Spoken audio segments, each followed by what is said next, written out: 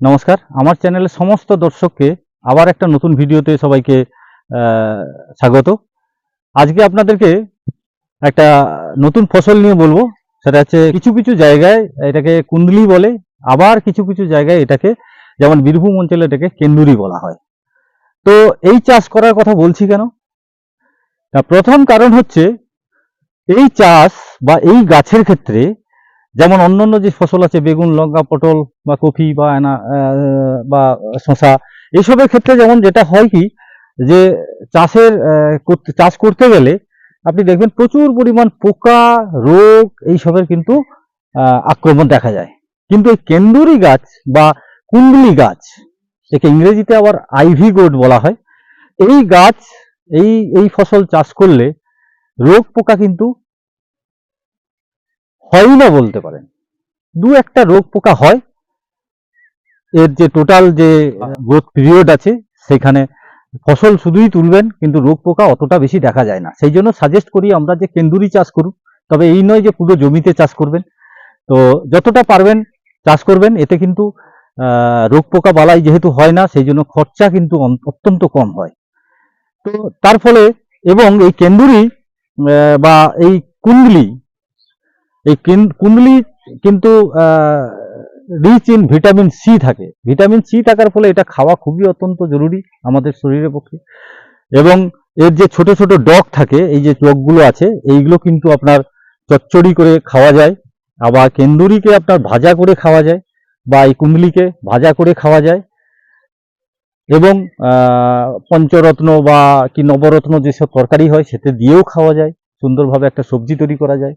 এছাড়াও আপনারা যদি ঝিঙে না পান, সেক্ষেত্রে এই কুন্দলি দিয়ে কিন্তু পোস্ত তরকারি করে আপনারা ভালোভাবে খাওয়া যায় এটাকে, যার ফলে একটা সলিড ভেজিটেবলস হিসাবে এটাকে ধরা হয়।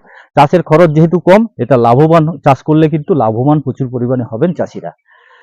তো যাই হোক, এই কুন্দলি নিয়ে দু চার কথা বললাম। এখন বিষয় হচ্ছে জাত কি আছে। জাত আছে দু রকম, সাধারণত ডেফিনাইট কোনো জাত নেই। তবে দুটো জাত কিভাবে ভাগ করা হয় না, একটা হচ্ছে মোটা ফল হয়, আর একটা আঙুলের মতন সরু সরু ফল হয়। এই দুটো জাত মোটামুটি পাওয়া যায়। বাইরে দেখেন না যে তেলাকুচা গাছ হয়, সেই তেলাকুচা গোত্রের গাছ এটা। যেখানে যে অঞ্চলে যে জাতটা পছন্দ করে, কোনো জায়গায় মোটা জাতটা পছন্দ করে, কোনো জায়গায় সরু আঙুলের মতো জাতটা পছন্দ করে, তারা সেইভাবে কিন্তু গাছটা রোপণ করে। তো এখন আমরা এই ফসলটা কখন রোপণ করব? সাধারণত পৌষ মাঘ থেকে চৈত্র মাস পর্যন্ত এটা লাগানো যায়। তবে বর্ষাকাল পর্যন্ত লাগাতে পারেন, কোনো অসুবিধা নেই। তো তাতে করে আপনার ফলনের কোনো মার খাবে না, শুধু গাছটা বাঁচিয়ে নেওয়া হচ্ছে ব্যাপার। আর যেহেতু রোগ পোকা কম লাগে, সেহেতু এটার কোনো অসুবিধা নেই। এই পর্যন্ত লাগালে হবে, শীতকালে এটা কিন্তু লাগানো যায় না। এটা চাষ করার জন্য অবশ্যই আপনাকে কিন্তু মাচা তৈরি করতে হবে। মাচা ছাড়া কিন্তু এটা ভালো হয় না, নিচে কিন্তু ভালো ফলন হয় না। মাচা তৈরি করে এটাকে চাষ করতে হবে, এবং চাষ করলে অধিক ফলন আপনারা পাবেন। সাধারণত বিঘাতে আপনারা এটা 400 থেকে 500টি গাছ লাগবে। আর সারি থেকে সারির দূরত্ব হবে 5 ফুট। সারি থেকে একটা গাছ থেকে একটা গাছের দূরত্ব হবে 5 ফুট। আর গাছ থেকে গাছের দূরত্ব হবে 4 ফুটের মতো। এইভাবে আপনারা রোপণ করবেন, এবং তাতে করে আপনার ফলন ভালো হবে। আরেকটা কথা বলি, এর চারা তৈরিটা কি করবেন? তো যখন রোপণ করবেন আপনারা কি করবেন, যখন এই ফসলটা তো লাগানো হয়েছে, এইটা বয়স হবে, বয়স হওয়ার পর যে পুরনো যে লতা দেখবেন, এই পুরনো যে লতাগুলো দেখবেন অ্যাশ কালারের বা ছাই কালারের, সেই লতাগুলোকে একটু পলিথিন প্যাকেটে লম্বা করে পুঁতে দেবেন। পুঁতে দিলে দেখবেন এতে থেকে চারা হবে, এবং আপনাদের যখন রোপণের যে সময়, সেই সময় কিন্তু আপনারা এটাকে সুন্দরভাবে রোপণ করে নিতে পারবেন। এরপরে যে বিষয়টা আসবে, যে এর জমি তৈরি। মূল জমিতে আমরা কি দেব? মূল জমিতে যখন এটা রোপণ করবেন, তখন আমরা মূল জমিতে গোবর সার 5 থেকে 7 কুইন্টাল মতন দিয়ে জমিতে মিশিয়ে দেবো। তারপরে চাষ দিয়ে এটাকে ভালো করে মিশাবো। তারপরে আপনারা কি করবেন, পারলে আপনারা নিম খোল 50 থেকে 60 কেজি পার বিঘাতে দেবেন। এবারে কেন নিম খোল দেওয়ার কথা বললাম না, এই গাছের রোগ পোকা সত্যিই কম হয়, তাও বলছি এর একটাই সমস্যা থাকে, সেটা হচ্ছে মেন সমস্যা, সেটা হচ্ছে নিমাটোড লাগে। নিমাটোড মানে হচ্ছে কৃমি পোকা। জানেন যে এর মূলে আক্রমণ করে, মূলে আক্রমণ করার পর এখানে ক্ষত সৃষ্টি হয়। তারপরে যে খাদ্য তুলে সেখান থেকে দেখবেন খাদ্য ব্লকেজ তৈরি করে দেয়, যার ফলে ওখানে আলুর মতন করে দেখবেন মূলে ঝুলতে থাকবে, এবং সেটা মূল তুলে যখন আপনারা দেখতে পাবেন, তো সেই ব্লকেজ হয়ে যাওয়ার পরে কি হবে, খাদ্য আর গাছের উপরের দিকে উঠবে না, ডালপালা কিন্তু উপর দিকে আর ছুটতে পারবে না, সেক্ষেত্রে কিন্তু ফলনে মার খাবে। তা নিম খোলটা দিলে প্রাথমিকভাবে আপনারা কিন্তু এই নিমাটোড আক্রমণ, যেসব যে অঞ্চল হচ্ছে নিমাটোড প্রবণ এরিয়া, সেখানে আপনারা নিম খোল দিয়ে অবশ্যই এগুলোটাকে, এই গাছগুলোকে রোপণ করবেন। এরপরে গাছ যখন, এই গাছটা রোপণের যখন 20 থেকে 25 দিন হবে, তখন প্রত্যেক গাছে, কেন গাছটাকে তো মাচায় উঠাতে হবে, তখন হচ্ছে খোল 100 গ্রাম প্রতি মাদাতে দেবেন খোল। ডিএপি যারা দেবেন তারা 50 গ্রাম, আর পটাশ আপনারা 15 থেকে 20 গ্রাম পার মাদাতে দেবেন। দিয়ে তারপরে আপনারা মাটিটা গাছের গোড়াটাকে ধরিয়ে দেবেন। তাতে কিন্তু গাছটা বাড়ন্ত শুরু হবে। তারপরে আপনারা মাচায় এটাকে, গাছটাকে তুলে দেবেন। মাচায় তুলে দিয়ে তখন এরা মাচায় খেলতে থাকবে। এরপরে আসবে যেটা চাপান সার। যদিও এটা চাপান সারের মতন, ফার্স্ট চাপান সারের মতন বলতে পারেন এটাকে। তো চাপান সারে 35 থেকে 40 দিনের মাথায় আপনারা আবার একটা চাপান সার দেবেন। সেক্ষেত্রে আপনারা এখানে ইউরিয়া 30 গ্রাম আর পটাশ হচ্ছে 8 গ্রাম প্রতি মাদা প্রতি দিয়ে দেবেন। এরপরে কি হবে না, গাছগুলো দেখবেন খুব ভালোভাবে এই মাচার মধ্যে ছুটতে থাকবে। তখন আপনারা কি করবেন না, পারলে ফুল ফল, মাচায় যখন ছুটতে থাকবে গাছগুলো, তখন দেখবেন ফুল ফল আসা শুরু করবে। এই সময় আপনারা পারলে সি উইড এক্সট্রাক্ট, যে কোনো কোম্পানির, যে বায়োভিটা হতে পারে, সাগরিকা Z++ হতে পারে, এগুলো 2 কিলো থেকে 3 কিলো মতন পার বিঘাতে মানা প্রতি ভাগ করে করে দিয়ে দেবেন। তাতে কিন্তু ফুল ফল অত্যন্ত বেশি পরিমাণে আসা শুরু করবে। তারপরে কি করবেন না, এরপরে আপনারা যে মাঝে মধ্যে কম্পাউন্ড যেসব সার পাওয়া যায় 10-26-26 অথবা 14-35-14, সেগুলো কিন্তু প্রত্যেক মাদাতে 1 মাস অন্তর কিন্তু 100 গ্রাম করে দিতে থাকবেন। তাতে কিন্তু ফলন ভালো হবে। এবং মাইক্রোনিউট্রিয়েন্ট হিসাবে আপনারা অ্যাগ্রোমিন ম্যাক্স 2 গ্রাম প্রতি লিটার জলে দিয়ে মাঝে মধ্যে স্প্রে করবেন। তাতে কিন্তু ফুল ফল আরো বেশি করে সেট করবে এবং বেশি করে আসবে, ফলন বেশি হবে। সাধারণত এই ফসল থেকে আপনারা বিঘা প্রতি 35 থেকে 40 কুইন্টাল কিন্তু ফলন তুলতে পারবেন পার বছরে। তো তাহলে বুঝতেই পারছেন, রোগ পোকা অত্যন্ত কম লাগে, ফলন কিন্তু অত্যন্ত বেশি।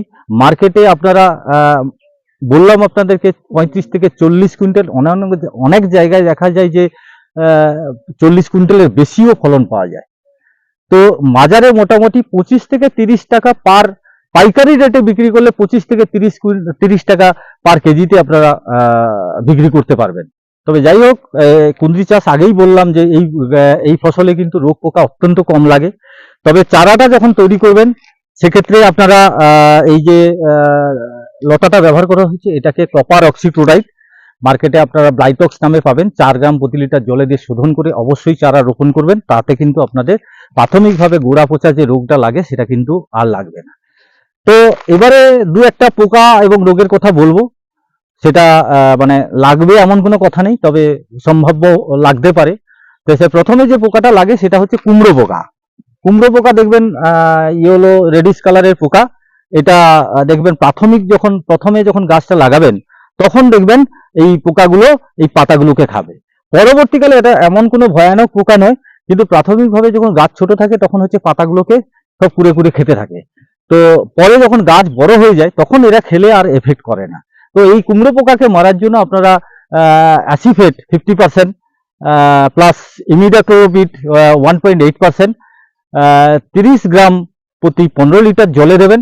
মার্কেটে আপনারা এটা ল্যান্সার গোল্ড নামে পেয়ে যাবেন। এই ওষুধটা যদি না পেয়ে থাকেন, সেক্ষেত্রে আপনারা প্রোপেনোফস প্লাস সাইফামেথ্রিন 2 ml প্রতি লিটার জলে দিয়ে স্প্রে করতে পারবেন। মার্কেটে আপনারা প্রোফেক্ট সুপার নামে পেয়ে যাবেন। এবারে যে পোকাটার কথা বলবো সেটা হচ্ছে ম্যাপ পোকা। ম্যাপ পোকা দেখবেন কি, পাতাটা দেখবেন একটা কুঁদরি গাছের পাতা, তো এর ভেতর দিয়ে দেখবেন এমন দুটো লেয়ারের মাঝখানে ঢুকে চারদিকে কিন্তু ঘুরে ঘুরে দেখবেন, পরে দেখবেন যে এটা ম্যাপের মতন কালার হয়ে যাবে। আমি স্ক্রিনে দেখিয়ে দেবো কিভাবে ম্যাপ হয়। তো ভিতরে খাবে, পরে দেখবেন এখানে সাদা সাদা দাগ হয়ে যাবে। পরবর্তীকালে পাতাটা কিন্তু পুরোটা শুকিয়ে যাওয়ার একটা প্রবণতা তৈরি হবে। তাতে কিন্তু গাছের গ্রোথ কিন্তু কমে যাবে। এই ম্যাপ পোকা আপনারা অত্যন্ত সহজভাবে কন্ট্রোল করতে পারেন। সেক্ষেত্রে ফিপ্রোনিল 80% WG 2 থেকে 3 গ্রাম প্রতি 15 লিটার জলে দেবেন। মার্কেটে আপনারা জাম্প নামে এটা পেয়ে যাবেন। এটাও যদি না পেয়ে থাকেন তাহলে অ্যাসিটামাইপ্রিড আপনারা 15 গ্রাম 15 লিটার জলে দিয়ে স্প্রে করবেন। মার্কেটে আপনারা এক্কা নামে এটা পেয়ে যাবেন। আরেকটা পোকার কথা বলবো, সেটা হচ্ছে দেখবেন মাঝে মধ্যে এই ডগাগুলোতে যেটা হয় আর কি, ডগাগুলো দেখবেন মাঝে মাঝে ফুলে যাবে। ধরুন একটা ডগা আছে, এই ডগাটার মাঝখানে দেখবেন এখানে ফুলে যাবে। এক ধরনের মাছি, ইংরেজিতে এটাকে গল মিজ বলা হয়, স্টেম গলও বলে অনেক সময়। তো স্টেম গল কি হবে, এখানটা ফুলে যাবে, ফুলে গিয়ে মানে এক ধরনের মাছি আছে যারা এসে এখানে এখানে ডিমগুলো পাড়ে। তো ডিমগুলো পাড়ার পর দেখবেন হঠাৎ করে এখানে ফুলে যাবে, ব্লকেজ করে দেবে। ব্লকেজ করে দেওয়ার পর এখানে দেখবেন যে ডান এই যে ডগাগুলো ছুটছে, এখানে 3-4টে ভাগ হয়ে যাবে, দেখবেন ডগার কিন্তু গ্রোথ থাকবে না। এটা কিন্তু কুঁদরি গাছের একটা সত্যিকারের প্রবলেম হয়। তো এই পোকাটা অত্যন্ত সহজভাবে আপনারা কন্ট্রোল করতে পারেন। সেক্ষেত্রে আপনারা প্রোফেক্স সুপার 2 ml প্রতি লিটার জলে দিয়ে স্প্রে করলে এটা কিন্তু অত্যন্ত সহজভাবে কন্ট্রোল করতে পারবেন এই পোকাটাকে। আর আরেকটা পোকার কথা বলবো, সেটা হচ্ছে এই নিমাটোড। নিমাটোড তো আগেই বলেছি যে নিমখোল দিতে পারেন 50 থেকে 60 কিলো পার বিঘাতে। এটা যদি না দিতে পারেন সেক্ষেত্রে আপনারা কার্বোফিউরান 3G প্রত্যেক মাদাতে 5 গ্রাম করে দিয়ে দেবেন। তাতে কিন্তু এই কৃমি পোকা বা নিমাটোডকে সহজভাবে আপনারা কন্ট্রোল করতে পারবেন। এই কুঁদরি গাছের একটা রোগ নিয়ে আমি বলবো এবারে। রোগটা হচ্ছে ডাউনি মিলডিউ। কি হবে, পাতায় দেখবেন গোল গোল করে হলুদ কালারের এখানে ছোপ ছোপ দাগ হবে।